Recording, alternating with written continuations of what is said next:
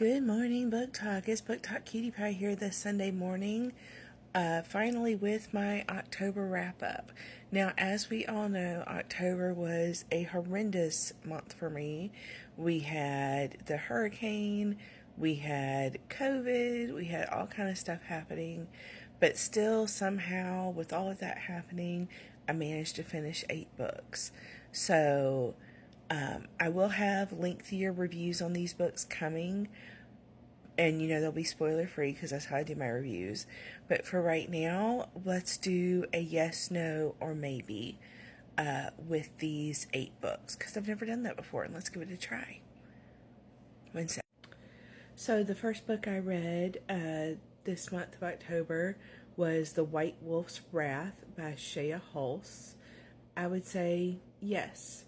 If you're a fantasy girly, if you're a shifter girly, if you like a little bit of Celtic, yes. The second book I read for October was my first ever hockey romance, and that was A Bunny for the Bench Boss by Sienna Trapp. And it was also my first book by her, and I would say yes. I enjoyed my first hockey romance. It had the banter, it had the spice, and I just really enjoyed it. Third book was Sweet Temptation by Cora Kent, and we know I love Cora Kent. She's a great author, and this was a prequel, and it was very short, like 30-40 pages. It had just enough detail in it to whet your appetite for the rest. So it's part of the Blackmore University, and there's several books there. You're going to enjoy that.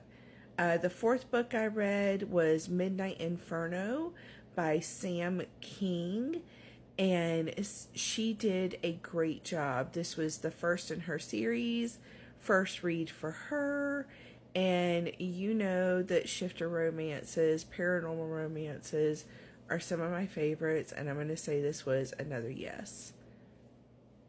Number 5 was Frozen Heart Face Off, which is the second in the Indie Speed Hockey saga by Sienna Trapp. Now, this one for me was a maybe. And the reason I say maybe is it struggles with some fertility and child loss and things like that